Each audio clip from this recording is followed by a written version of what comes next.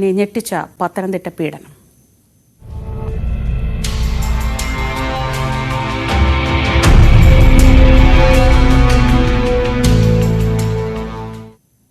പത്തനംതിട്ട പീഡന കേസിൽ കൂടുതൽ പ്രതികളുടെ അറസ്റ്റ് ഇന്നുണ്ടായേക്കും. വിദേശത്തുള്ള പ്രതികളെ നാട്ടിലെത്തിക്കാൻ ശ്രമം തുടരുകയാണ്. കേസിൽ ഇതുവരെ 28 പേരാണ് പിടിയിലായത്. വി വിനോദ് വിവരങ്ങളുമായി. വിനോദ്, ഒരുപക്ഷെ സൂര്യനെല്ലിക്കൊക്കെ ശേഷം ഇത്രയേറെ വ്യാപ്തിയുള്ളൊരു പീഡന കേസിനെ കുറിച്ച് നമ്മൾ ഒരിടവേളയ്ക്ക് ശേഷമാണ് കേൾക്കുന്നത്. ഓരോ ദിവസവും പുതിയ കേസുകൾ രജിസ്റ്റർ ചെയ്യുന്നുണ്ട്, പ്രതിപട്ടികയിലേക്ക് കൂടുതൽ പേരെത്തുന്നുണ്ട്. പക്ഷേ ഇതിൽ ഏറ്റവും വലിയൊരു പ്രശ്നം, ഇതൊരു 5 വർഷത്തെ സ്പാനിൽ നടന്ന കാര്യമാണ്. അതുകൊണ്ട് തന്നെ പലരും നാട്ടിലില്ല, എവിടെയാണുള്ളതെന്ന് അന്വേഷിച്ച് കണ്ടുപിടിക്കണം. പോലീസ് എങ്ങനെയാണ് ഇപ്പോൾ ഈ കേസിൽ ഒരു പ്ലാൻ ഉണ്ടാക്കിയിരിക്കുന്നത്?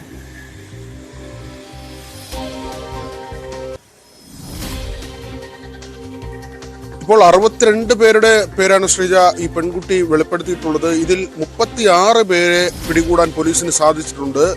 മറ്റുള്ളവർക്ക് വേണ്ടിയുള്ള തിരച്ചിൽ തുടരുകയാണ്. ശ്രീജ പറഞ്ഞതുപോലെ തന്നെ പലരും വിദേശത്ത് പോയ ആളുകളുണ്ട്.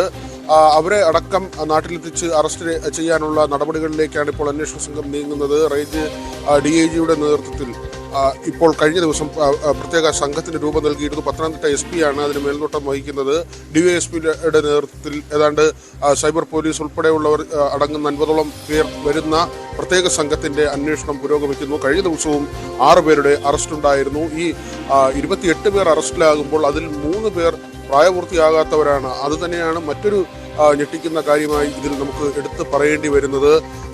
ഇതിൽ എണ്ണം സംബന്ധിച്ച് പോലീസിന് ചില സംശയങ്ങളുണ്ട്. കാരണം ഒന്നിൽ കൂടുതൽ തവണ ഒരേ ആളുകൾ തന്നെ പെൺകുട്ടിയെ പല സ്ഥലങ്ങളിലായി കൊണ്ടുപോയി എന്ന് കണക്കാക്കുന്നു. അങ്ങനെയാണെങ്കിൽ ഈ 62 പേർ എന്ന ഒരു സംഖ്യ അത് അത്രയും ഉണ്ടാകുമോ എന്ന കാര്യത്തിൽ അന്വേഷണ സംഘത്തിന് ചില സംശയമുണ്ട്. ഏതായിരുന്നാലും പെൺകുട്ടി നൽകിയ മൊഴിയുടെ അടിസ്ഥാനത്തിലുള്ള അന്വേഷണമാണ് ഇപ്പോൾ നടത്തുന്നത്. ഈ കേസുമായി ബന്ധപ്പെട്ട് ഇതുവരെ 18 FIRകൾ രജിസ്റ്റർ ചെയ്തിട്ടുണ്ട്. ഞെട്ടലോടെ തന്നെയാണ് കേരളം വളരെയധികം ഞെട്ടലോടെ കേട്ട ഒരു കാര്യം. 13 വയസ്സ് മുതൽ തുടർച്ചയായി ലൈംഗിക ചൂഷണത്തിന് ഇരയാകുന്നു. ഈ പീഡനത്തിന്റെ ദൃശ്യങ്ങൾ മൊബൈൽ ഫോണിൽ പകർത്തുകയും അത് പ്രചരിപ്പിക്കുകയും ചെയ്തു. ഈ ദൃശ്യങ്ങൾ കാണിച്ച് വീണ്ടും ആളുകളിലേക്ക് ഈ പെൺകുട്ടിയെ എത്തിച്ചു. ഇതിൽ ഓട്ടോ ഡ്രൈവർമാർ മുതൽ +2 വിദ്യാർത്ഥി വരെയുള്ള ആളുകൾ പല ഘട്ടങ്ങളിലായി പെൺകുട്ടിയെ ലൈംഗികമായി പീഡിപ്പിക്കുന്ന സാഹചര്യമുണ്ടാകുന്നു. 2 സ്റ്റേഷനുകളിലായാണ് ഈ കേസുകൾ രജിസ്റ്റർ ചെയ്തിട്ടുള്ളത്. പ്രധാനമായും 2 സ്റ്റേഷനുകൾ കേന്ദ്രീകരിച്ചുള്ള അന്വേഷണം അല്ലെങ്കിൽ ആ പീഡനം നടന്ന സ്ഥലങ്ങൾ, അത് 2 പോലീസ് സ്റ്റേഷനുകൾ പരിധിയിലാണ് ഇത് വരുന്നത്. അത്തരത്തിലുള്ള കാര്യങ്ങൾ പിന്നീട് പെൺകുട്ടിയുടെ അച്ഛൻ്റെ ഫോണിലേക്കാണ്. പെൺകുട്ടി ഉപയോഗിച്ചിരുന്നത് പിതാവിൻ്റെ ഫോണാണ്.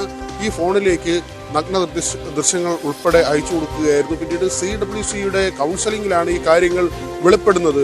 പെൺകുട്ടിയുടെ വീട്ടുകാർ ഈ സംഭവം നേരത്തെ തന്നെ മനസ്സിലാക്കിയിരുന്നോ എന്ന കാര്യം പരിശോധിക്കുന്നുണ്ട്.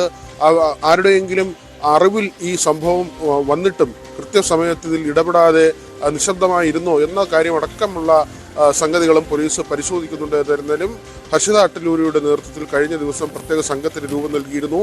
ആ സംഘത്തിന്റെ അന്വേഷണവും പരിശോധനകളുമാണ് ഇപ്പോൾ പുരോഗമിക്കുന്നത്. ശ്രീജ, പത്തനംതിട്ടയിൽ നിന്ന് വാർത്തകൾ വന്നുകൊണ്ടേയിരിക്കുകയാണ്. കൂടുതൽ കേസുകൾ രജിസ്റ്റർ ചെയ്യപ്പെടുന്നുണ്ട്. ഇപ്പോൾ നിലവിലുള്ള കേസുകൾക്ക് പുറമെ ഇനി എന്തെങ്കിലും വരുമോ എന്നാണ് കാത്തിരുന്ന് കാണേണ്ടത്. 62 പേരുടെ പട്ടിക പോലീസിന്റെ പക്കലുണ്ട്.